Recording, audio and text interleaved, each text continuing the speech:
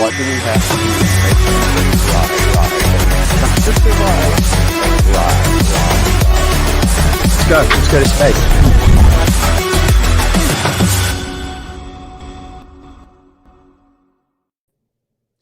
Hello and welcome everyone to Fridays with Orbital Assembly for December 9th, 2022. I am Tim Alatorre, Chief Operating Officer, and today we have with us the voice that we've been hearing in that intro for the last year, Dr. Tom Spilker, our CTO. Thanks for being here, Tom. Hello, everybody. And in that little snippet we have in there, Tom, you're talking about developing the technology not just to have people survive, but thrive in space. And I'm looking forward to talking about that more today. So just a reminder for everybody, we will be taking questions live here today. We'll be doing a little presentation first. And if you have questions, drop them in the chat and we will get to as many as we can. So with that, Tom, let's talk a bit about our technology and what we've got.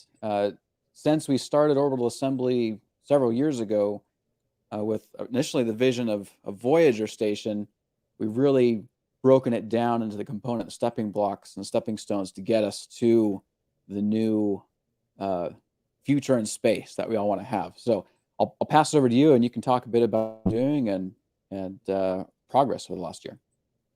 Okay, thank you, Tim. Well, starting over on the right, I guess kind of going backwards for Western people, going from left to right, most people have seen our images of the Voyager station and have heard descriptions about the Voyager station, but that's not going to be the first thing that we design and build and operate in space. There are stepping stones to getting there, and we've been working on all the stepping stones to get there. Moving one to the left, there's I guess year and a half ago version of our Pioneer station, a smaller version of a rotating station. And we're still working on the design with that, but we've gone a long way with getting the modules. You see that there are modules in there, just like in the Voyager station, getting those better designed, well, not so much better designed, but more detailed design on those modules and how you connect the modules and dock spacecraft to a station like that, and various things like that require engineering thought and in a few cases technological development, although most of it is actually engineering development. It's things that we know how to build. It's just the precise way that they're being built hasn't been done before. So it's not so much a technology development as just some new engineering, which pretty much any project for something new is going to involve that kind of engineering. But in our case, there's not a whole lot of new technology involved. When you look at those modules, if you move one more to the left, you see our idea for a standalone microgravity station, which is based on a single one of those modules.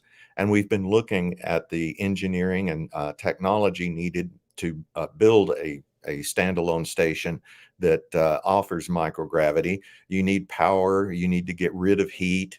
And so we've been working on all the subsystems that allow us to do that and coming up with a design that in the engineering world, what we call converges. It works. On the inside of such things, we've been working on technologies that allow people to use those stations, such as one more to the left, racks. People often have what they call standard rack mount pieces of equipment that they want to take to space as either their entire experiment or their entire fabrication process or part of their experiments and fabrication processes, or they can be data relays, data storage, all different kinds of things that are mounted in these standard racks. The thing that's pictured there is one of these standard rack mounts where people can bring up the equipment that they need and know that it will immediately fit into this rack mount. And there will be a lot of space on our stations for such rack mounts, so people don't have to do custom designs of the essentially boxes that their equipment goes into. They use one of these standard rack frames, and they know that it will fit right in, and the power connections will connect up, the cooling connections will connect up. It'll be a seamless transition from bringing it up to mounting it to having it operational. Moving one further to the left, you don't have to have a habitable station to have a station on orbit. You can have a completely automated station, and it's not necessary to have a habitable module for something like that. You can have a habitable module that functions in a completely automated manner. And so you have an automated station that does indeed use one of the modules, but there's another option also. You can base a station like that on one of our trusses. The evolved version of what we demonstrated with our D-Star demonstration of last year, and can build a satellite and have it in whatever orbit you want, that's based on having the truss as the spine of that satellite. And you can attach all kinds of things to it for use in an automated fashion. And of course, going all the way to the left, the modules themselves that would be used for the microgravity station or the Pioneer station or the Voyager station can be used as a product. We can build these modules and offer them in various incarnations, such as just the structural part itself, or the structural part plus a power system and maybe plus a heat rejection system. We'll be able to offer those modules as a product line for people that want to put modules on their own space station, say Axiom or something like that, and would be able to buy this from us for less than it would cost them to build a module of their own. All along this line of products, we're generating sub-products, such as the systems that are necessary to make all of these stations work. You need propulsion systems, you need heat rejection systems, thermal control systems.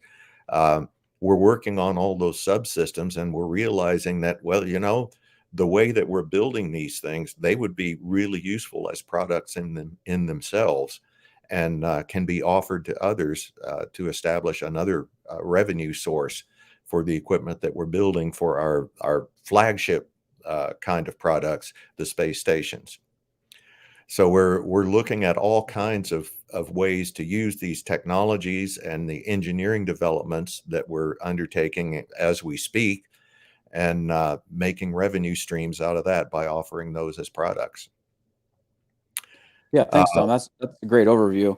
And we actually, along those lines, I think it was last week, we put out a press release about rack space offerings, but we've been marketing those really since earlier this year, since beginning of the year. We have a number of parties interested in that. And so we don't always necessarily make public announcements about what we're doing. We try to, release information as it's appropriate from a business standpoint. But a lot of these things, as on the customer side as well, there's a lot of interest. We're having advanced conversations, and there's a lot happening. Anything else you want to add on this, Tom? Otherwise, we'll move on to the time frame. I think that's it. Yeah, fantastic. And good timing, because Benny just dropped in a comment in the chat here asking about the timeline. So our time frames shifted a bit from last year, I guess, when we were doing the D-Star demonstration. At that point, we were thinking we were going to go right from Star or the D-Star platform to a Star demonstrator on orbit, and then from there go to Pioneer Station. And we had some breakthroughs in the technology side that are allowing us to move straight to the Pioneer Station architecture.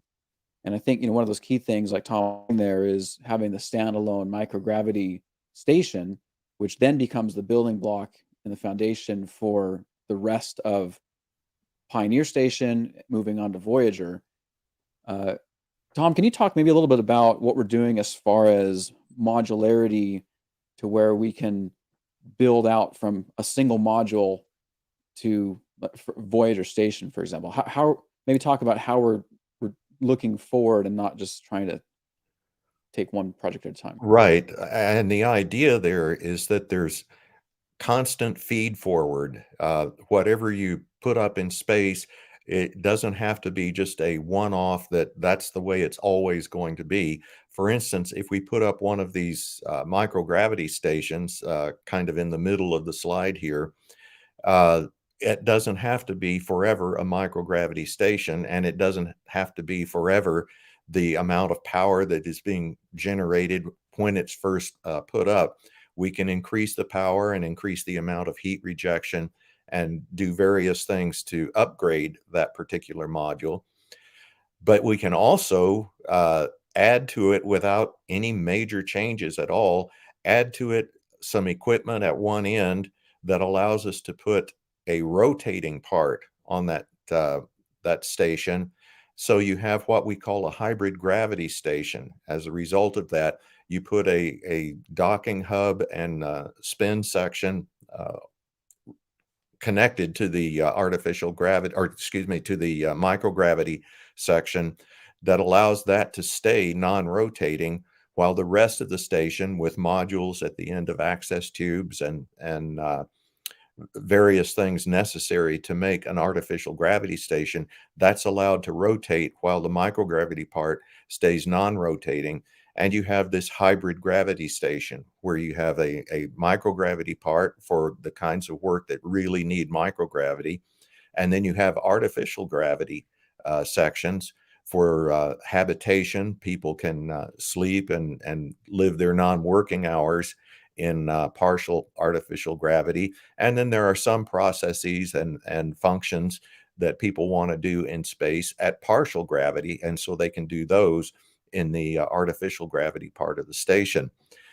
Those would use the same kind of modules that you would use in a full-up Pioneer station, and those modules would feed forward to the modules that we'll be using on Voyager station.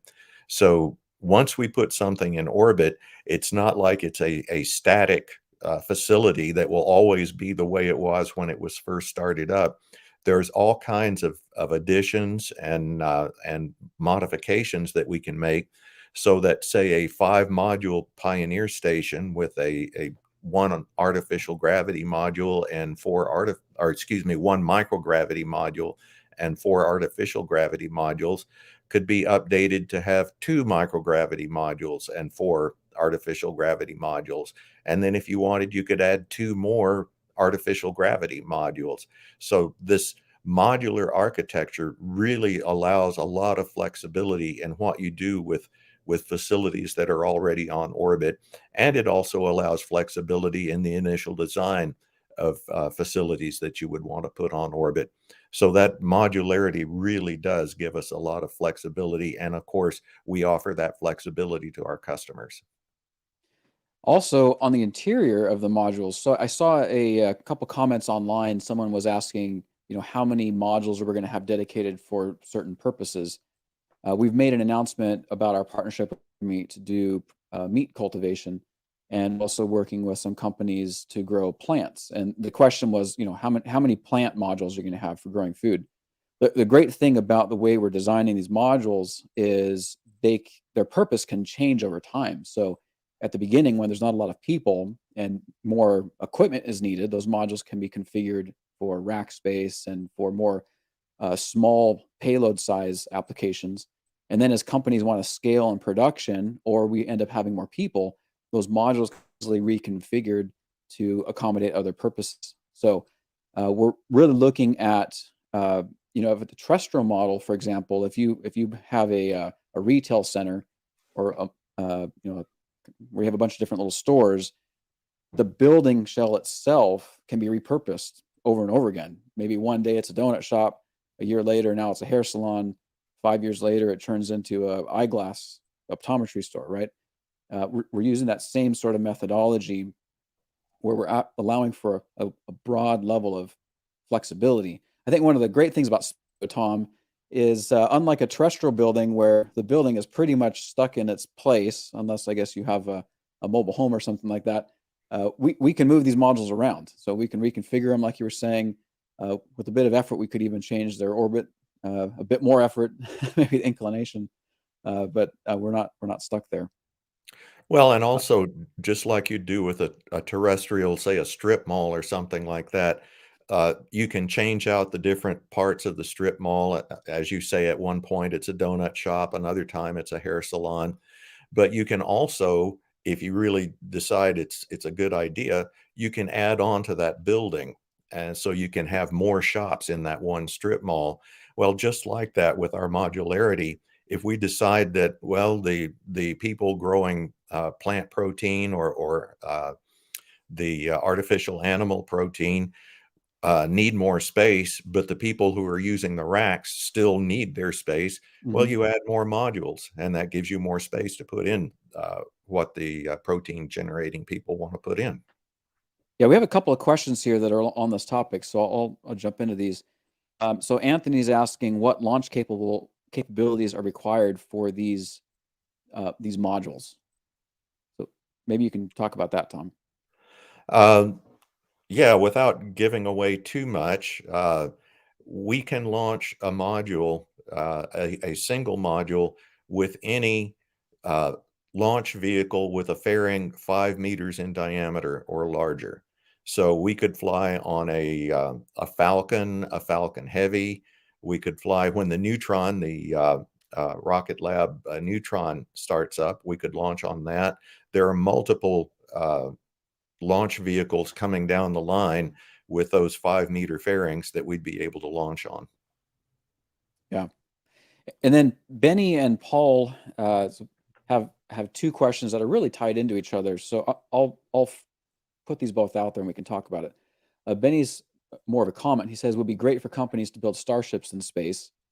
And then Paul's asked how large is the opening or the door into the modules, because that would dictate how large of equipment can be moved in. And and I'm not sure if we want to talk how much detail we want to go into on this, Tom, but we have been talking about shipyard capabilities, at least on the scale of satellites, like communication satellite scale, maybe um, to where we don't have to necessarily bring them into the station to work on them.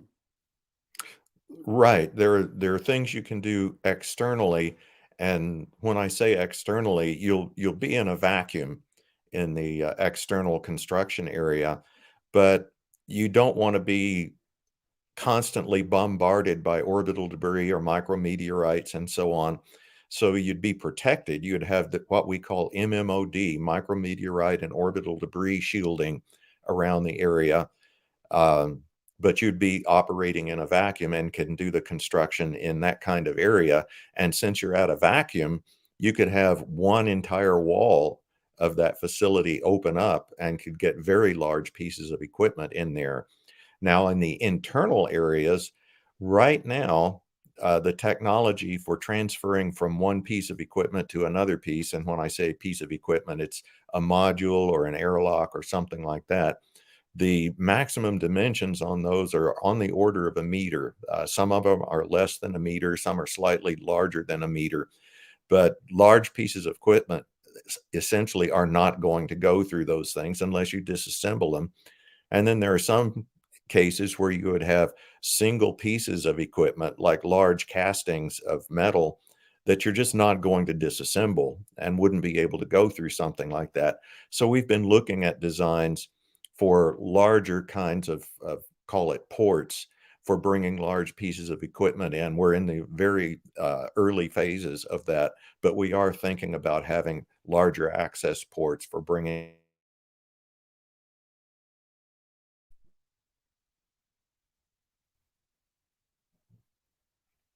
Yeah, it looks like Tom's connection might be a little slow there, but that's one of the things where we're working on, the immediate near term roadmap of what technology is currently available that we can launch in the very near term, while not losing sight of long term mission objectives and potential capabilities. So there's ports and berthing mechanisms available now. The standards and specs are available. There's companies providing those, but then looking at, okay, what would be the next gen? What can we do as we move forward? And with those shipyards, essentially those vacuum shielded areas, that's actually really near term technology. That's something our vendors and suppliers can produce now and would still fit within the 5 meter fairing that Tom's talking about. So it's exciting stuff. I just wanted to mention when you're Yep. talking about a 2-meter or even larger diameter port into the pressurized section of the station, you're talking about having an airlock with 2-meter diameter hatches on it. And when you think about on one side of that 2-meter diameter piece of equipment is a vacuum, and on the other side, the pressure is 14.7 pounds per square inch, there's a lot of force on a door like that, hundreds of thousands of pounds. And so we're talking about some significant pieces of equipment to do that. And one of the things that we're looking at is what is the most cost effective and most mass effective way of implementing very large doors, very large hatches like that. Yeah. So there's some other questions in chat we'll get to in a second. Just want to remind everybody we do have our Future in Space podcast that's going on. This coming week, actually, we're going to be doing a special episode. It's going to be recorded on Friday with Dr. Frank White, Andrew Bermanis, who is a writer, former writer for Star Trek, currently works on the Orville, and then Dan Hawk, who is representative of First Nations. And then also on Tuesday, we'll be releasing a pre-recorded podcast, which has not been aired before, with Dr. Ronke Isi talking about the collaborative report we did with Dr. Mae Jemison and UC Irvine, looking at artificial gravity and microgravity. And so look for that. Go to news.orbitalassembly.com for that. And then a reminder that we do have two raises going on right now for investment opportunities. We have our Reg CF raise, which is available for all investors of any income level or background. And then we have our D raise, which is for accredited investors. And you can get information on both of those by going to orbitalassembly.com/invest. So there's some other questions here we want to get to. And so Aiden had a question about how we're keeping the stations in their orbits. How are they tracking their position, and how will they stay where we want them to stay?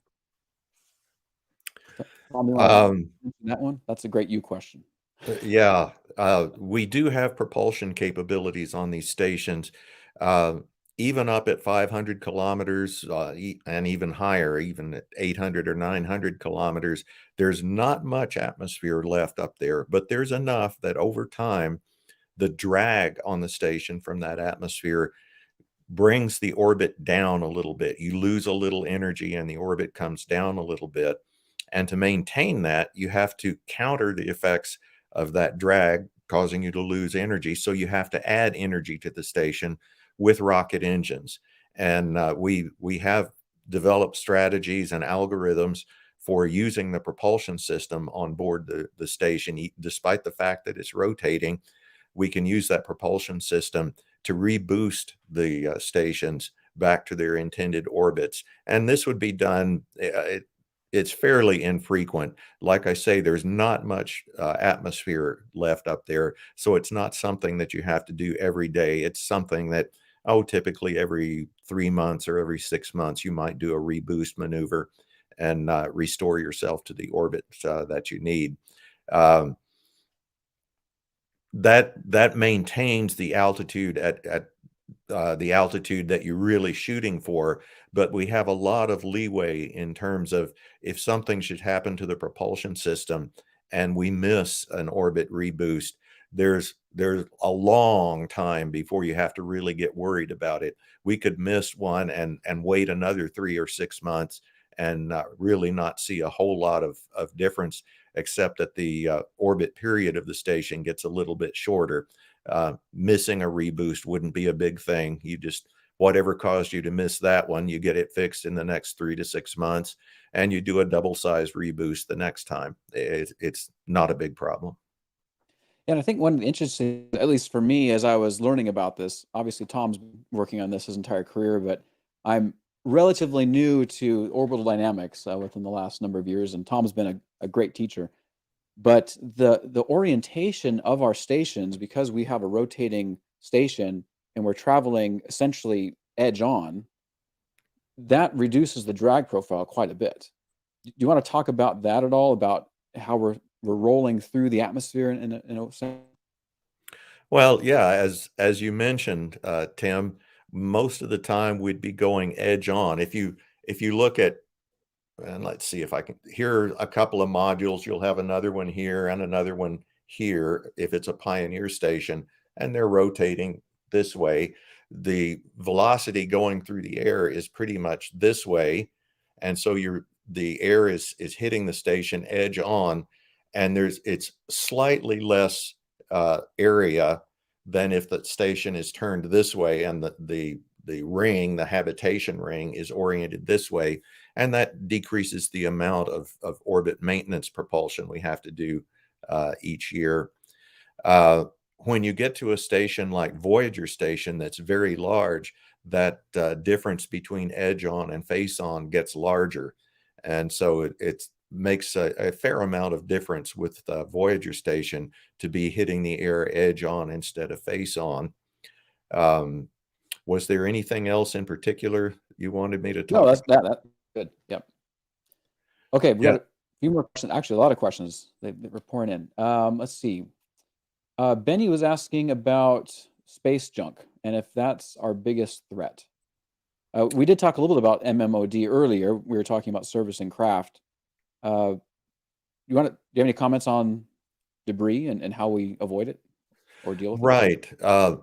For the large things, and the U.S. government and DoD, Department of Defense, uh, have as one of their functions tracking of all of the stuff that's in low Earth orbit and medium Earth orbit.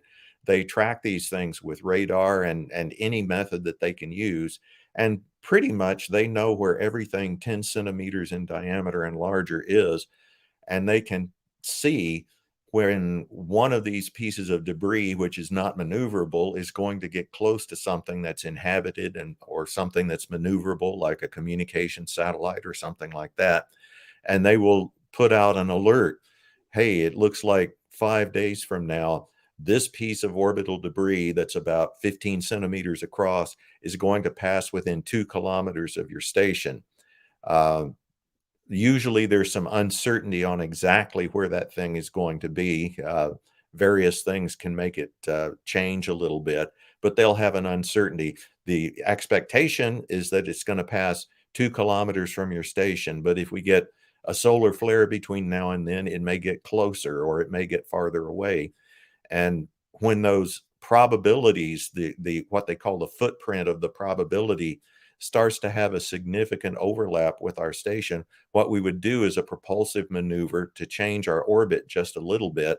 And you don't have to change it much. If you've got 5 days advance notice, you come down to a slightly lower orbit, and that makes you speed up. You go around the Earth faster, and the period of the orbit is now slower, and that can put several more kilometers of distance between you and that piece of orbital debris in a hurry, and certainly in less than 5 days.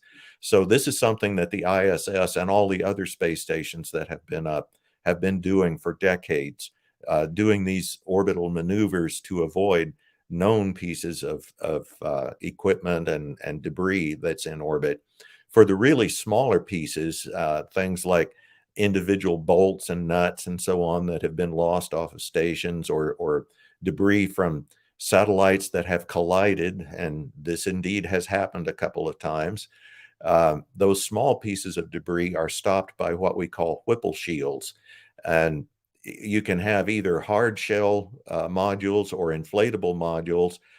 You can put Whipple shields around these things so that these small pieces impacting are stopped before they get into the pressure vessels in the interior of the modules. There are well-known and well-proven technologies for how you design and implement these Whipple shields, and both hardwall and inflatable versions of that have been operating on the International Space Station for many years, and they've been proven to be quite effective. And Benny makes the comment that tracking doesn't clean up the debris. Obviously, if it hits us, then it's no longer a threat to somebody else for the small pieces. But we do have partners that we're working with. For example, their industries is looking at taking that debris and refining it and processing it to where it's recyclable and reusable. And Rogue Space, they and other companies that we're working with are looking at going out and capturing and securing that debris and using our stations as a base of operations. So it's one of those issues, kind of like cleaning the ocean, where it's going to take a lot of time, and we'll chip away at it and do what we can. But we're doing everything in our power to keep our stations safe. Okay, we are One, out of time. well, Thanks everybody for being here. Oh, go ahead, Tom. just one very quick comment.